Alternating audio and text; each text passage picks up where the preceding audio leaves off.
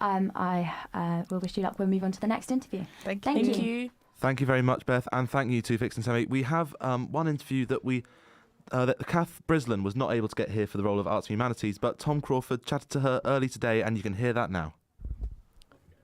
We're now going to interview Kath Brislane, who is a candidate for Arts and Humanities faculty rep. But before we go on to the interview, it's time to hear some more about the role. Arts and Humanities faculty rep. As part of the Academic Representation Network, students are supported by over 450 reps and the student engagement team at USU. Thank you for joining us. So we've got a few questions, but before we get to them, very quickly, why are you running? I just think it would be nice to I'm currently a course rep and I'd love to bring up what I do currently. So I also love working on department levels. I think it's really, really fun. So I just really want to expand what I do and do that for the betterment of the faculty. Thank you. So a few questions from the key points that you sent us. Firstly, one of your pledges is to try and boost undergraduate admissions. How would you do this, and how would this tie into your role as a course rep? So as a faculty rep? No, I think the biggest part is mainly working with open days and prospective students. So I'm a very, very southern person. I think a lot of people don't consider maybe York as a northern university, so maybe putting arts and humanities more countrywide instead of for York, just instead of focusing on the north as well. And also massive pushes at open days, in school events. I think it'd be quite fun. Yeah. Yeah, and something else you're pledging to do is communicate between departments to improve the experience of combined degree students. What challenges do you think these students face, and what plans do you have to address them? Well, I'm currently a combined degree student. I do English Literature and Linguistics. I think it's more the fact of having someone to approach, because there are people to approach, but I don't know if it's a very sophisticated support network. It's usually one person per department for however big the cohort is. And maybe nice to have some kind of just more staff, I guess, to contact really, or maybe making sure that the supervisors have knowledge of the other department, and it's just getting that nice network. So sort of how would you envisage combined honours students who are well supported looking like? What kind of structures would you want to see in place? I think it's just mainly communication structures.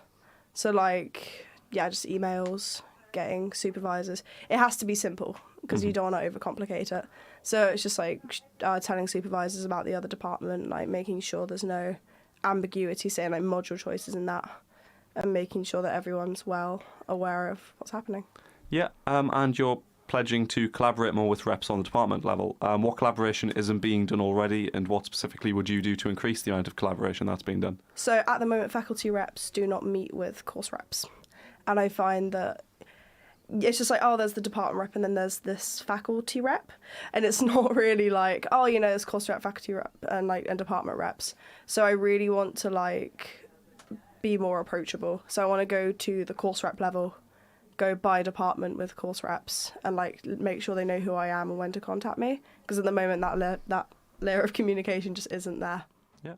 So would you be meeting, for example, course reps by department, or would you be meeting them, faculty-wide? How would specific communication with course reps be looking? I think it'd be best to start going by department and then building it up if I think it's needed. Because at the moment it might just be these are some issues that might need to go up to faculty. But it can usually be sorted by department reps and chairs of board of studies. I've had great experiences with them. But it's just if there are any faculty level concerns, mainly to get those known to me, because otherwise, like I said, being a faculty rep is quite an out there role. I don't think course reps always know when to approach. Yeah. Yeah. And in terms of communications for combined degree students, for example, some students might have combined degrees that are split between faculties, so history based in arts and humanities and politics based in the social sciences faculty. Yeah. How would you use your role as the arts and humanities faculty rep to ensure that, the benefits that, for example, history and English students might be seeing can also be obtained by history and politics students as well? I think that's going to be a very careful communication between us and the social sciences faculty reps, because obviously there's going to be one person per faculty. So I think it's just going to be a matter of communicating and making sure that we're on the same page, which I think is really important, when you're working as a team. Yeah, and very quickly, if in about 5 seconds you could sum up why people should vote for you, go for it. I am trying my best to be the voice and make your faculty better.